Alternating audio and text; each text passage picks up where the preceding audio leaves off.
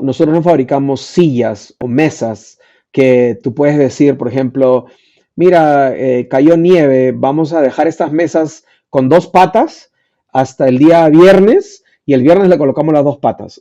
En esta industria no se puede porque el animal está vivo, merece nuestro respeto y no se puede dejar un animal sin alimentos por 5 días porque hay nieve o porque hay un partido de fútbol o qué sé yo. Entonces, es una industria para mí fascinante porque, de nuevo, la materia prima es un animal vivo que merece todo el respeto para poder procesarlo de la mejor manera que podamos.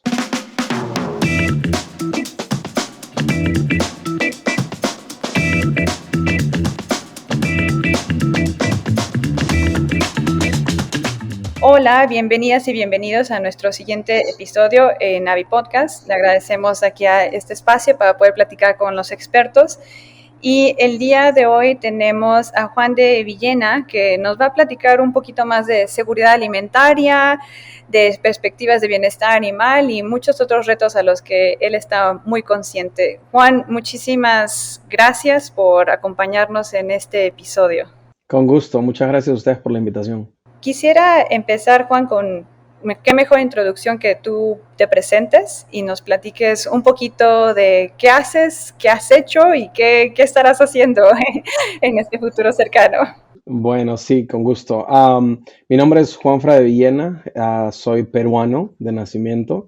En el Perú fui a la Universidad Nacional Agraria de La Molina, que es UNALM, casi como UNAM en México, y ahí estudié industrias alimentarias, saqué un grado de bachiller en industrias alimentarias y posteriormente un grado de ingeniero en industrias alimentarias y luego tuve la oportunidad de venir a Estados Unidos a la Universidad de Maryland, donde saqué una maestría en microbiología de alimentos y hace 2 años terminé mi doctorado en ciencias animales en la Universidad de Texas Tech,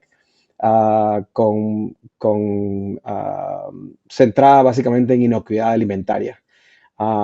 Trabajo para Wayne Sanderson Farms, que es la tercera compañía más grande de Estados Unidos, avícola. Tenemos 23 plantas en 7 de los estados aquí. Ya llevo 20 años y un poquito más con la empresa. Trabajé en varios complejos y bueno, ahora estoy en la oficina corporativa en Georgia. Y antes trabajé para Perdue, ahora creo que es Perdue Foods. Entonces, básicamente tengo entre investigación y las dos compañías, ya tengo 26 años en el rubro avícola y yo, como siempre lo digo, es creo adictivo y pues me encanta, es una de mis pasiones de todas maneras. Oh, muchísimas gracias y pues por presentarte y compartirnos toda esta experiencia. Yo creo que nuestros oyentes van a estar muy agradecidos de de todas tus aportaciones en este episodio. Y para empezar, tengo una pregunta tal vez un poco retadora.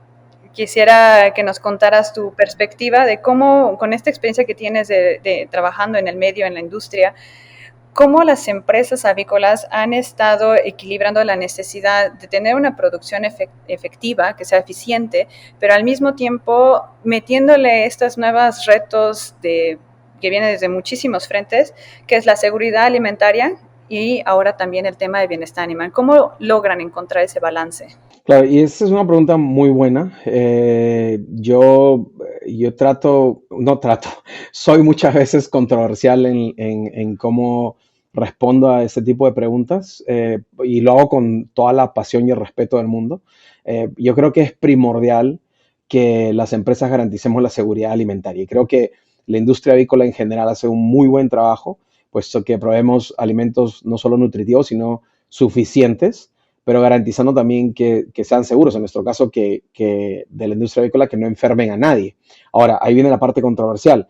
Hay por decirlo así, por decir alguna palabra, hay un mito o una leyenda urbana ahí que a través de los datos que no son efectivamente compartidos, aquí en Estados Unidos, por ejemplo, que dice que las enfermedades transmitidas por alimentos aquí en Estados Unidos están ligadas a la industria avícola y van en incremento en los últimos años. O sea, hay más enfermedades causadas por pollo en este caso.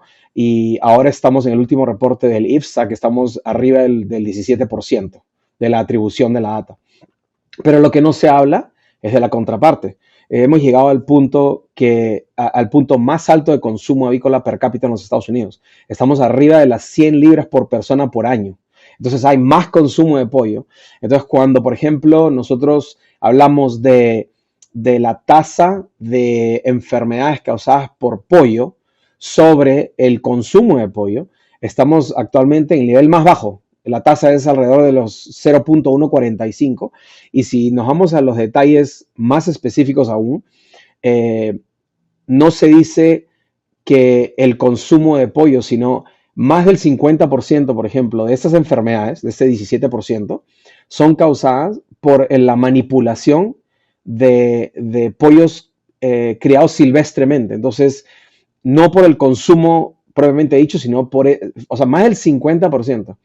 Y dentro de ese 50%, lo que no se habla tampoco es cuál de esos fue por una carga microbiana de tal manera que ni siquiera la cocción lo pudo eliminar. Entonces, hay unas falacias ahí que son importantes que hay que recalcar. Y de nuevo, yo lo que siempre digo es, miremos a la cantidad de pollo que se consume y a la tasa basada en la cantidad de pollo que se consume. Ahora, por el otro lado, la segunda parte de tu pregunta, y que para mí es primordial, es uno de los más grandes elementos o insumos que si se puede decir así, de la industria avícola son los pollos. Y hay una controversia, por ejemplo, ahí si es más importante el capital humano o el capital animal. Yo los veo casi de igual manera, no sé cuál va arriba del otro, pero el capital humano es sumamente importante, pero el capital animal también es importante, porque no solo lo tenemos que ver desde el lado que los animales merecen un tratamiento justo por razones morales, sino también por razones de disponibilidad. Si te pones a pensar, cuanto más pollos tengamos disponibles en nuestro proceso del 100% de pollos que nosotros criamos, mejor va a ser para el interés de la compañía. Entonces, el trato animal no solo viene siendo algo que hay que cumplir, sino hay algo que es primordial para nosotros porque lo tenemos que hacer. Y afortunadamente, sí hay un balance entre los dos. O sea, no es que si yo no tengo disponibilidad, voy a tener más bienestar animal si no tengo disponibilidad o viceversa, sino que ambos tienen que ir de la mano. Y si ambos van de la mano, los resultados son mejores para nosotros. Entonces, a nosotros, ¿qué más nos conviene a nosotros como industria avícola de cuidar a los animales que son el insumo de esta industria? Totalmente de acuerdo. Normalmente se fantasía en algunas cosas, en algunos sistemas de producción, este sería mejor, este sería el utópico, ¿no? Pero cuando los vemos los números, realmente no es a veces el más efectivo, ¿no? Exacto. Y muchas veces piensan que la industria está en contra del bienestar animal. Y perdón, es que he estado centrado un poco en mi campo, que yo soy veterinaria, pero especialista en bienestar animal. Y ven como, no, pues los queremos todos libres, felices y contentos. Hay que sentarnos a ver las cosas de una manera científica, empezando por ahí, y vamos a hacer las cuentas. Y también en el sentido de que hay muchas cosas que como industria queremos que estén bien, ¿no? O sea, no queríamos que criar por criar animales y que a la mera hora en el transporte, por ejemplo, de pollo, tengas una alta mortalidad por estrés calórico, ¿no? Eso sería totalmente contraproducente, ¿no? La industria no está buscando eso. Y algo que tú mencionas aquí es muy importante, es lo que no se habla muy seguido es de la cantidad de profesionales e investigaciones que se hacen en la industria. Lamentablemente, como quieras verlo, pero yo digo, lamentablemente, la industria como tal no ha sido abierta en publicar muchas de esas investigaciones que se hacen, pero se hacen muchas investigaciones. Yo estoy en un comité consultor que se llama del Georgia Tech Research Institute, aquí en Atlanta, y ellos hacen mucha investigación, por ejemplo, en vocalizaciones. Entonces, hay mucha investigación, mucho investment de las compañías para poder determinar vocalizaciones, que se generan algoritmos para determinar cuando cómo con las vocalizaciones se puede determinar si el pollo está enfermo, si entró el que cuida los pollos, qué sé yo, para poder mejorar eso. Pero eso no se habla y eso se hace todo el tiempo. Y algo que yo siempre digo, casi como broma, es, en esta industria no somos profesionales improvisados, tenemos especialistas en muchas ramas, solo que no salimos al mundo a decir, oye, mira, hacemos esto todos los días, pero si se pudiera hablar de todo lo que hacemos todos los días, yo creo que lo que acabas de mencionar, ese paradigma de que no nos importa la seguridad, el bienestar animal, se caería, pero así, porque se hace mucha investigación, se invierte mucho dinero en bienestar animal y se hacen muchas cosas con lo que todos hacen, el transporte. Todo el tiempo se buscan las maneras, cómo hacemos para, por ejemplo, transportar pollos a temperaturas arriba de los 32 grados Fahrenheit, abajo de los 32 grados Fahrenheit. ¿Cómo hacemos para poder generar y mantener el calor en los pollos cuando están siendo recogidos de los galpones?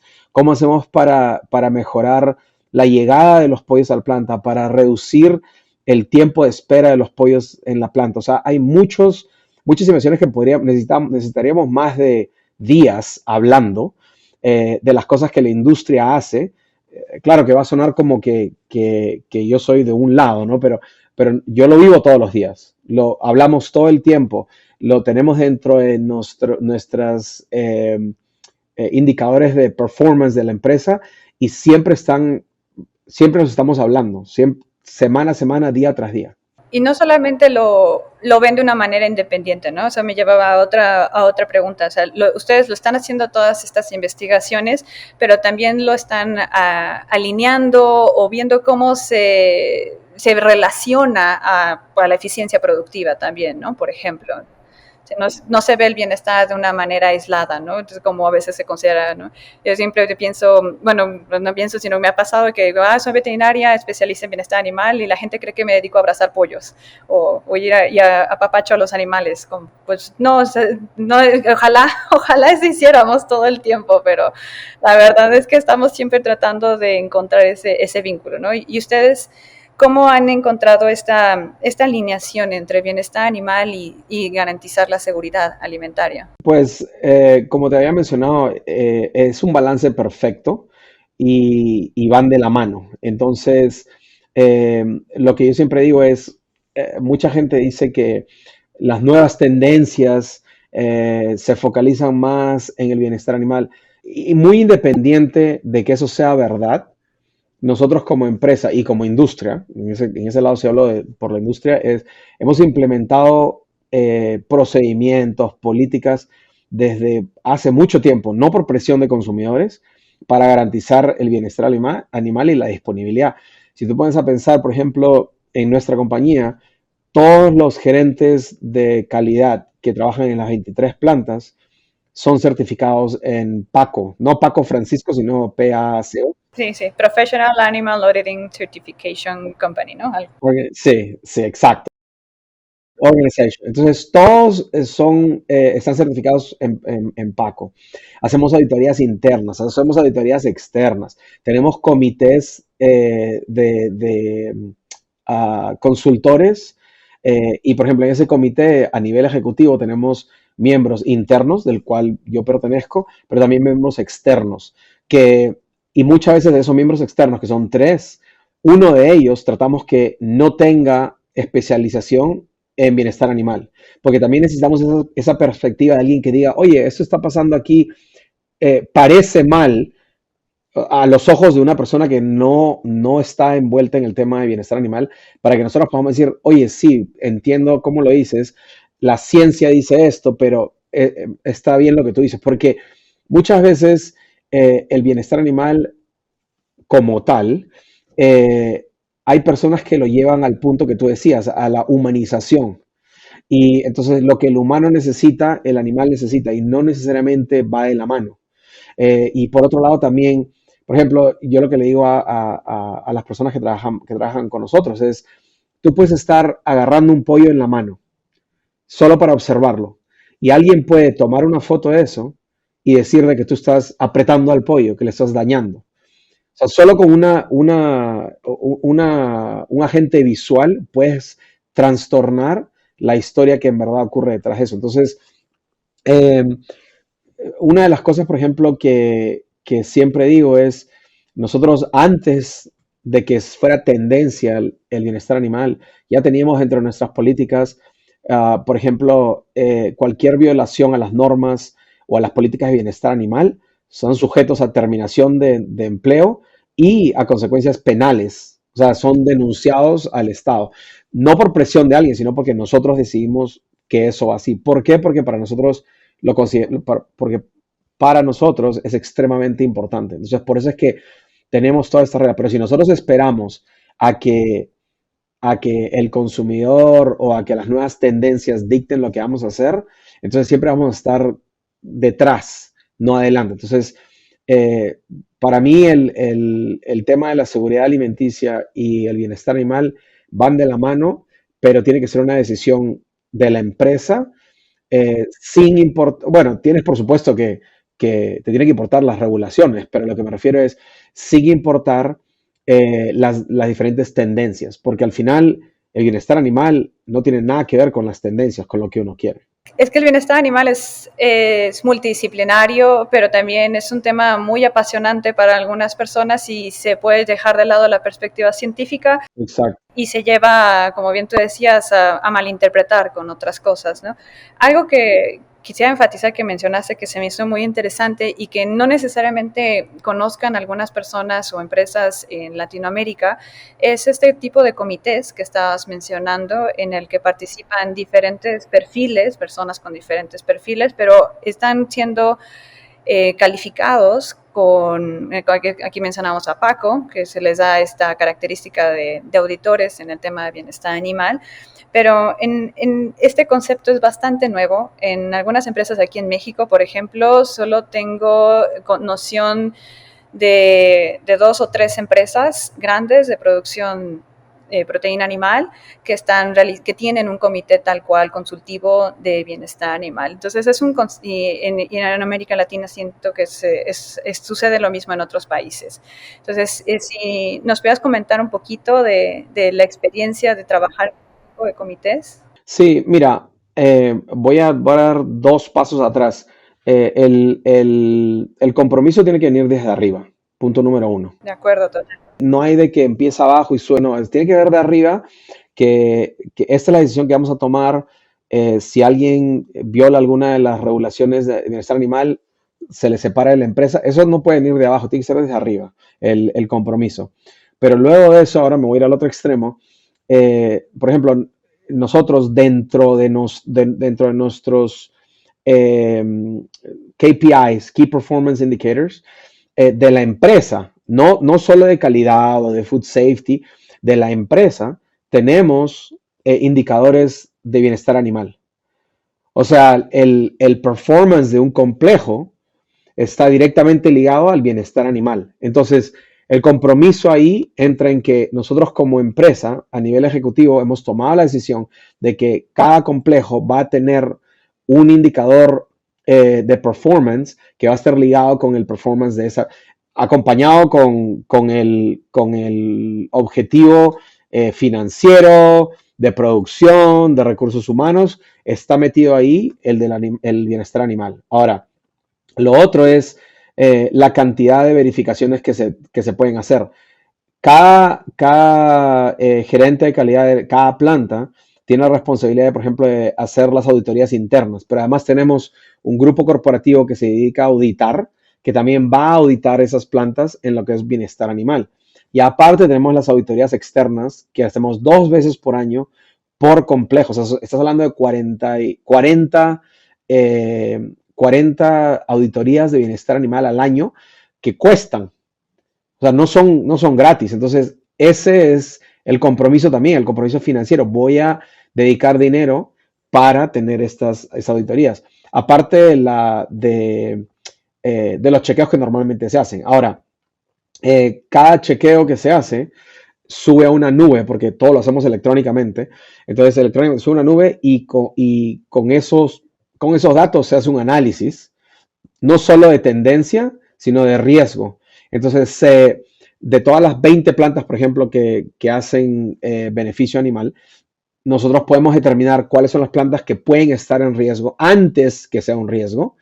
Y entonces eso cuesta no solo dinero, sino con resources, personal y muchas cosas. Entonces, a ese nivel también hay esa visualización.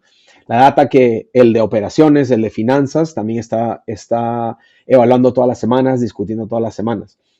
Y después de eso también existe, vamos a llegar ahora a lo que tú hablabas, ¿no? De ese comité consultor. Entonces, ese comité consultor también cuesta, hay que pagar a los externos, hay que pagarles cuando vengan a las reuniones que tenemos aquí. Entonces, tenemos varias reuniones durante el año y en esas reuniones se revisan no solo la minuta de la última reunión, sino los nuevos requerimientos, los nuevos clientes que tenemos que piden diferentes requisitos y cómo podemos hacer eso para alinearlo con la visión de bienestar animal que tenemos. Entonces, no es solo un comité consultor que crea políticas y las envía a las plantas, sino es retroactivo, va de ambos lados, pero o sea, si te pones a pensar, es un compromiso gigante, Sí, sí. gigante, es muchísimo dinero, pero no solo eso, sino muchísimo esfuerzo. Y eso para mí me indica el compromiso que la empresa tiene en cuestión de bienestar animal. Y algo que nosotros siempre pensamos y hablamos, por ejemplo, en las reuniones que tenemos de la industria, es que cuando hay un suceso de bienestar animal, cuando ocurre una violación de algún tipo de las reglas de bienestar animal como industria, no importa la compañía que sea, mucho del noise que va a haber no va a ser sobre una empresa que tuvo, sino la industria avícola. Entonces, a nosotros todos nos conviene como tales poder tener esos comités. Entonces, en la industria también tenemos, eso es algo que es como un satélite, que hay unos comités de bienestar animal a nivel industria, en lo que nosotros también tenemos representantes y todas las compañías en Estados Unidos que pertenecen a ese comité están discutiendo también dentro de los parámetros legales, por supuesto que se pueden discutir, de las políticas que uno sigue, las nuevas tendencias y qué es lo que uno hace, qué es lo que uno utiliza, porque al final es no competitivo en cuestión de inocuidad alimentaria, por ejemplo, seguridad alimentaria y bienestar animal. Es un mundo, ¿no? O sea, y la empresa, y también cada una de las granjas que ustedes tienen es un mundo chiquito, pero que tiene que responderle a ese mundo grande, y es una comunicación enorme, sí, es un compromiso importantísimo el que ustedes están haciendo como parte de la industria por asegurar, pues, la producción avícola, pero al mismo tiempo todos estos nuevos retos.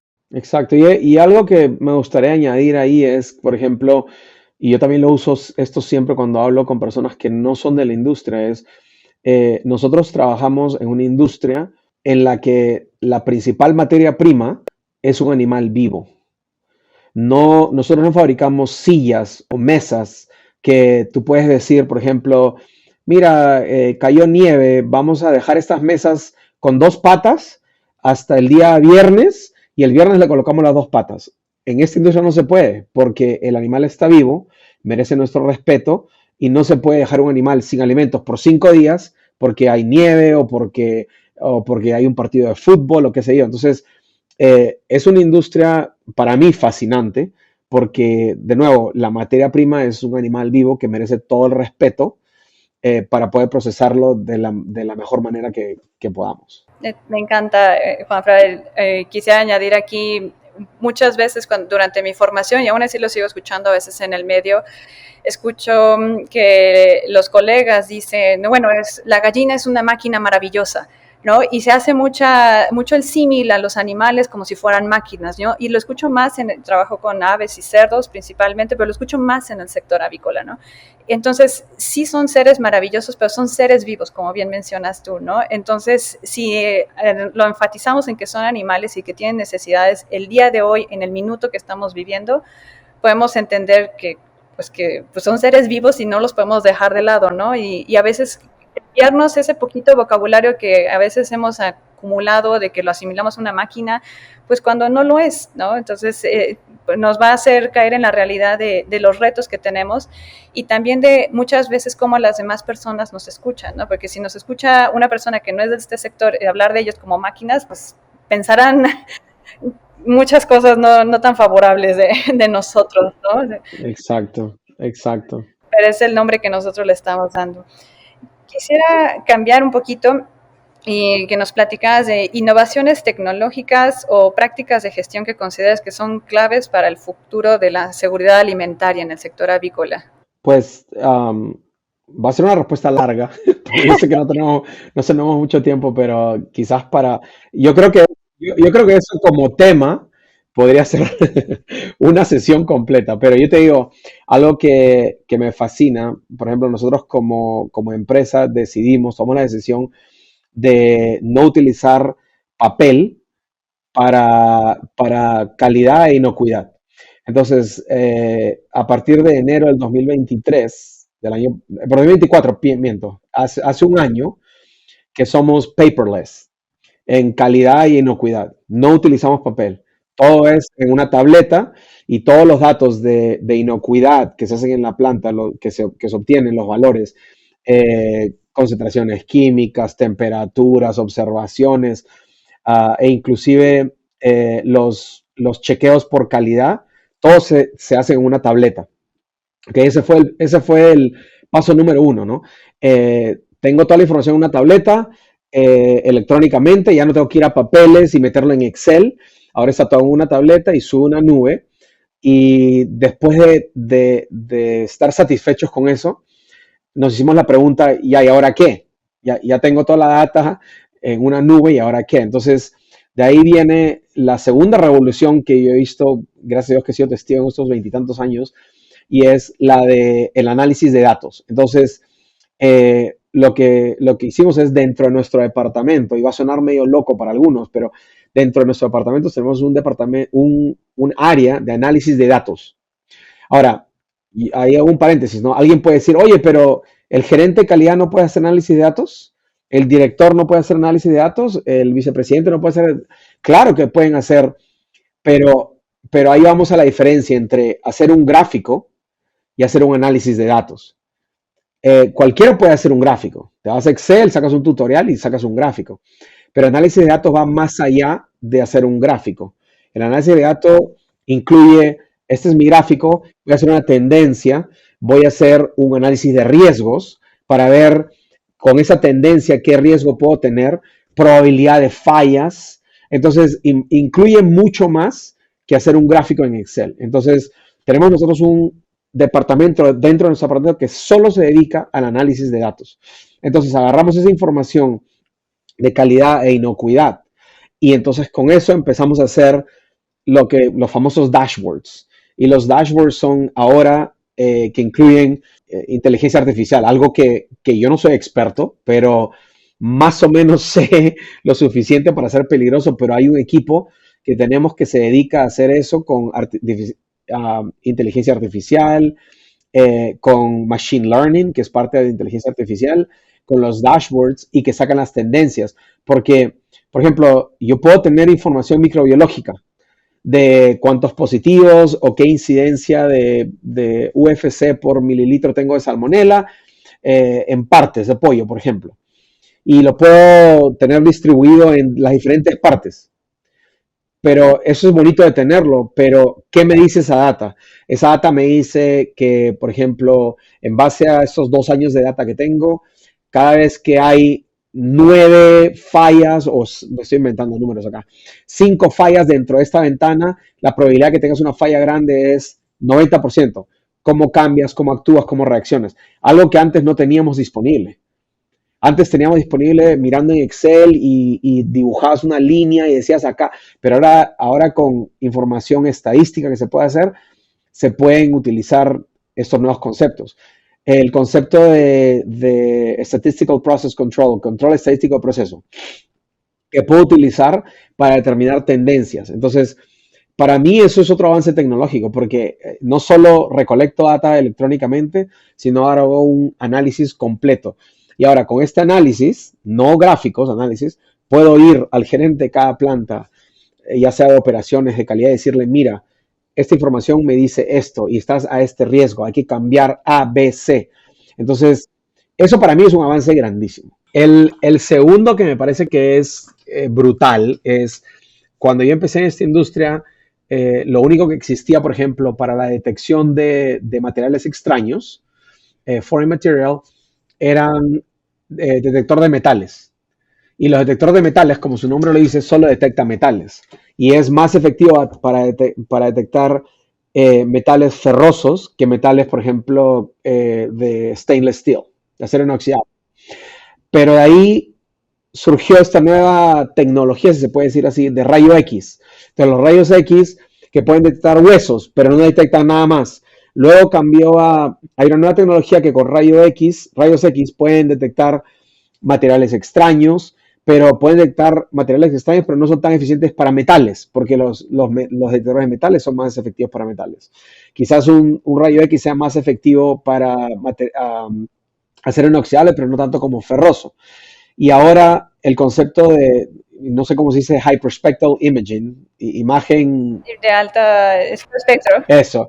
Y entonces, al nivel de hyperspectral imaging, se pueden ver mucho más colores, mucho más contrastes. Entonces, algo que, por ejemplo, antes no se podía detectar, como eran materiales como puede ser madera o algún pedazo de teflón, ya se puede detectar. Entonces, esos avances para mí han sido primordiales porque yo creo que nos pueden ayudar a garantizar lo que decíamos, la seguridad alimenticia, para que cuando el consumidor consuma no haya ningún potencial.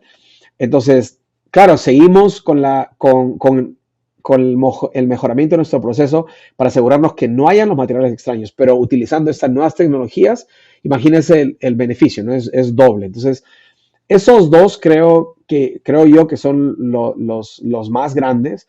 Ahora, dentro del ámbito de la microbiología, el hecho de poder hacer enumeración en 6 horas, en 7 horas, es fabuloso.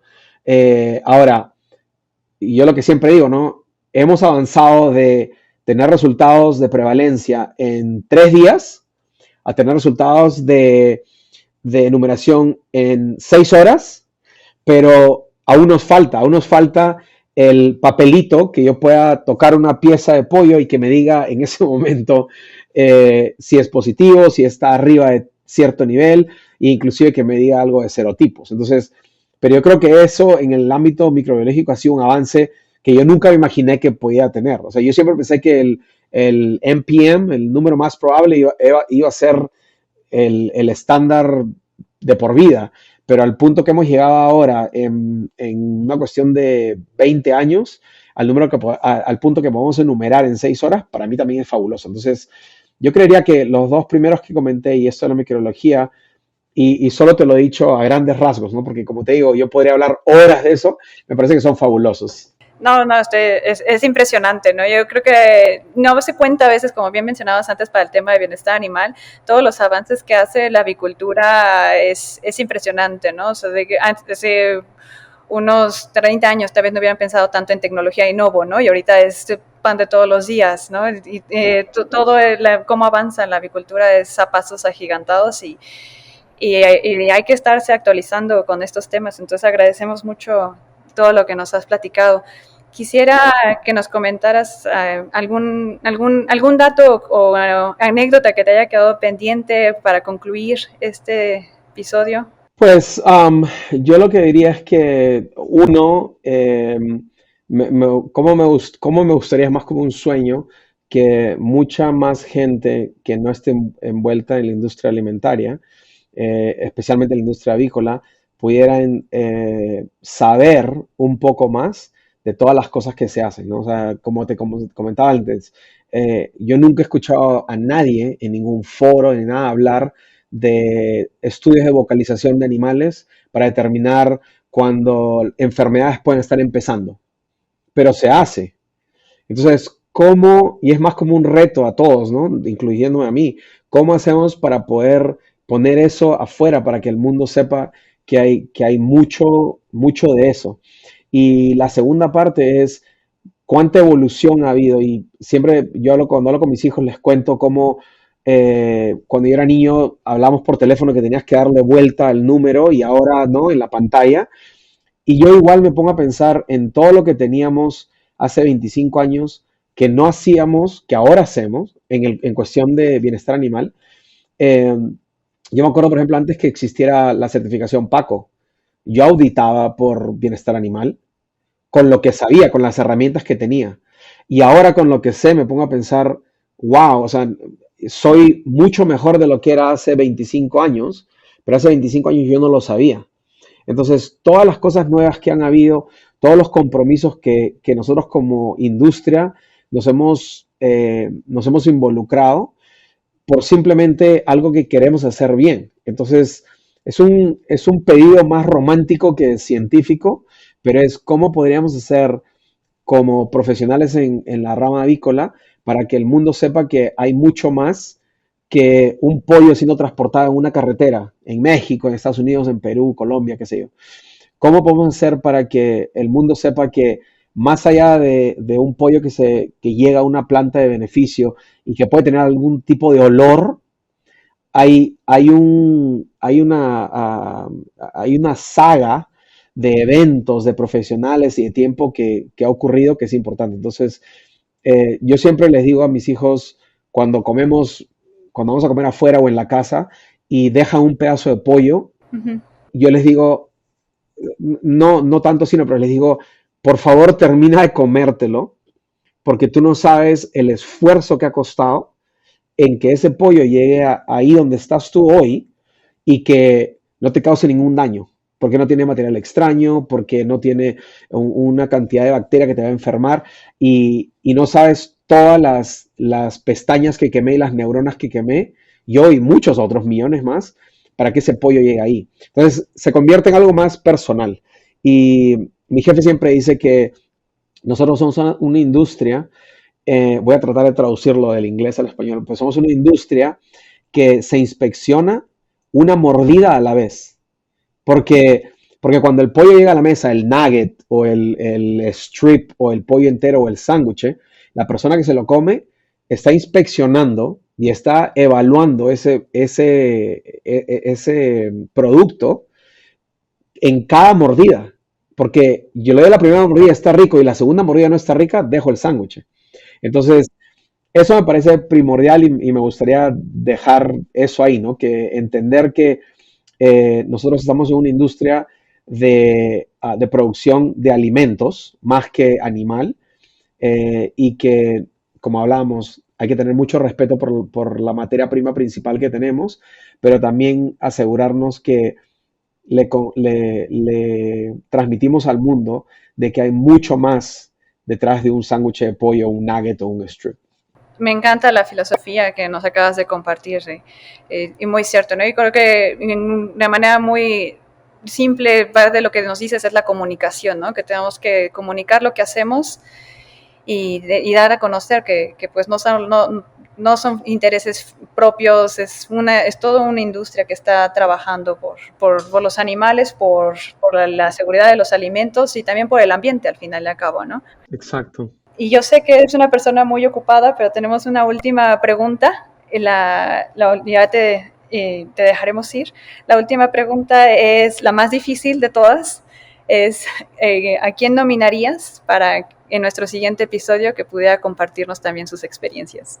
Yo creo que sin pensarlo, porque me parece importante, es lo que te hablé del análisis de datos. El doctor David Vargas, que trabaja con nosotros, él es el doctor de Texas Tech también en microbiología de alimentos, pero él es encargado de toda la parte de análisis de datos, pero como les digo, no solo de hacer gráficos, sino de analizar los datos, hacer el análisis predictivo. Entonces, yo creo que ese sería un episodio fabuloso, no solo porque el tema es interesante, sino porque no creo, sin temor a equivocarme, creo que somos pioneros en ese ámbito como empresa, de tener dentro del departamento de calidad una persona que solo se dedica, bueno, un departamento, tiene unas personas, un departamento que se dedica solo al análisis de datos, que hoy en día es más importante que nada, ¿no? O sea, si te pones a pensar en todas las regulaciones que se vienen, y nosotros lo hicimos antes de que vinieran estas regulaciones aquí en Estados Unidos, eh, el análisis de datos es primordial. Entonces, ese sería un podcast interesante, solo que sería súper denso y uno tendría que estar bien despierto en la mañana para poder hablar porque es un tema, el tema de la estadística, el análisis de riesgos es súper complicado. Entonces, definitivamente el doctor Vargas sería fabuloso para que tengan un episodio. Oh, muchísimas gracias y daremos el aviso para que tengan una taza de café también cuando escuchen el episodio. Sí, de todas maneras. Sí, sí. Muchas gracias, Juanfra. Fue un placer platicar contigo y pues si nos lo permites, nos gustaría poder invitarte en otra ocasión para poder seguir platicando. Con mucho gusto, claro que sí, con mucho gusto. Todo lo que se puede hacer y en español me encanta. Muchas gracias. Gracias. Hasta la siguiente.